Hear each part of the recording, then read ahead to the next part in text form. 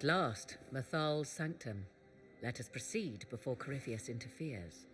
If he's here for a mirror, why'd Corypheus say he wants a well of sorrows? I am uncertain of what he referred to.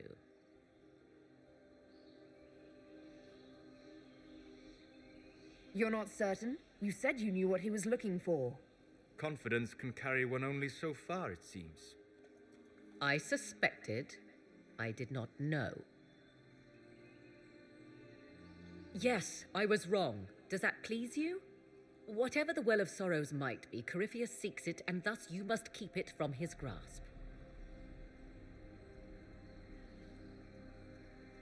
Let's find this well before Corypheus's people do. I want to know how Corypheus returned to life. We saw him die. And his life force passes on to any blighted creature, darkspawn, or Grey Warden. Then Corypheus can't really die. We'll find a way to stop him once we're done here. 'Tis strange. Archdemons possess the same ability, and still the Grey Wardens are able to slay them. Yet Corypheus they locked away. Perhaps they knew he could do this, but not how.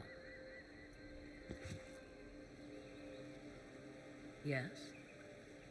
Are you certain Corypheus is using the power of the Blight to make himself immortal? Perhaps you forget. I was in Ferelden during the Fifth Blight. I have seen a true archdemon rage. How Corypheus gained the power to send his soul into blighted bodies, that is the real question.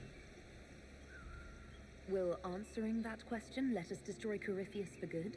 Perhaps. I would suggest first dealing with the well.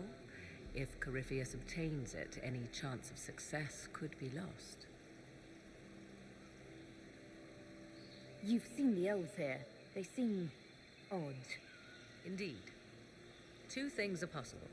One, this is a group of Dalish separated from their brethren, cultists, fanatic in their desire to keep humans away. Two, these are elves descended from the ancients, having resided here since before the fall of Alathan. The second appears unlikely, but if true, the implications are astounding. Is that even possible? How? With magic, anything is possible. Whatever the truth, the Guardians successfully kept the temple a secret. They must kill all who enter, even the Dalish. A more sensible question might be, why?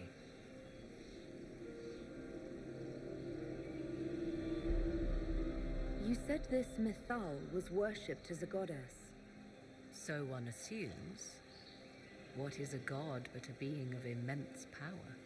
The dread old gods were nothing more than dragons, after all. They rise as archdemons, and they die. Perhaps Mythal was a powerful elf, a ruler among her kind.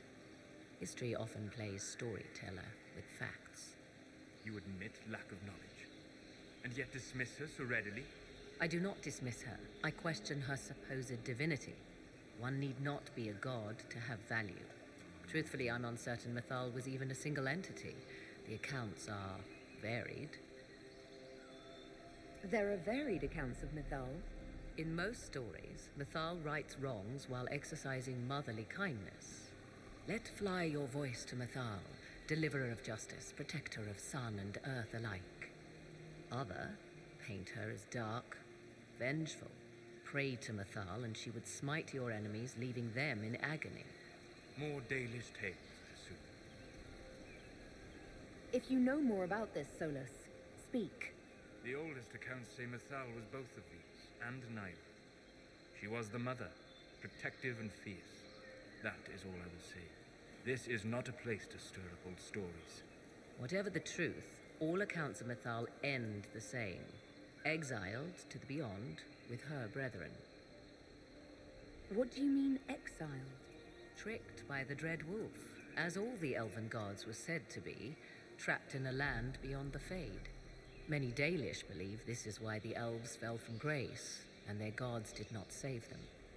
Or perhaps they were simply rulers slain by Tevinter. Who can say? Do you know what this part of the temple was used for? The room we stand in is a vestibule, not the temple proper. To those who knew it, perhaps this ritual was little more than a polite knock at the gate. These customs must have been as familiar to ancient elves as bowing to a queen is to you or I. I find it difficult to picture you curtsying to anyone. Have we become so familiar you can predict my manners and customs now?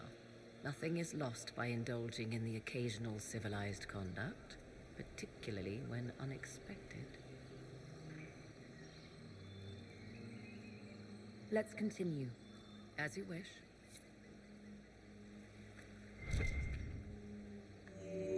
It appears the temple's magics are still strong. Ancient Elven. I can't make out much. Atishol vir Abalasan. It means enter the path of the Well of Sorrows. There is something about knowledge, respectful or pure. Shiven. Shivenen. 'Tis all I can translate. That it mentions the well is a good omen.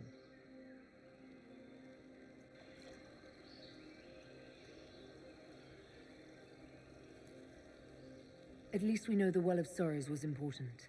Supplicants to Mythal would have first paid obeisance here. Following their path may aid entry.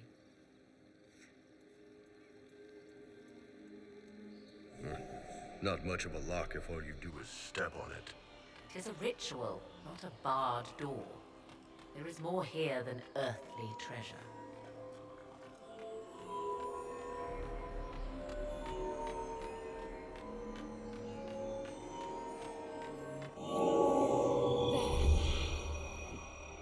Let us see what awaits. Yes? As you wish. I see the Red Templars have already encountered the temple's guardians. Looks like an ambush. Impressive work.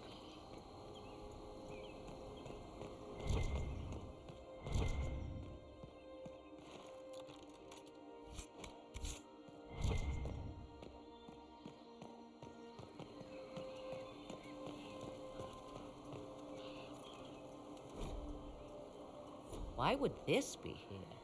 Something wrong? It depicts the dread wolf, Fen-Harel. In elven tales, he tricks their gods into sealing themselves away in the beyond for all time. Setting Fen-Harel in Mythal's greatest sanctum is as blasphemous as painting Andraste naked in the chantry.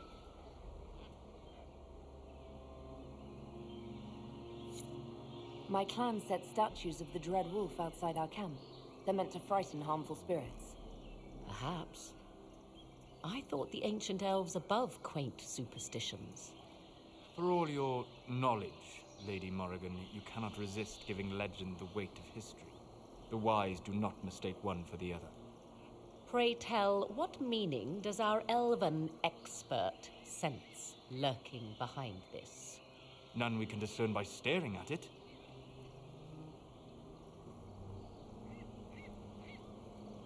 We can send for historians once peace is brought to this forest. The inhabitants of this temple may not appreciate guests.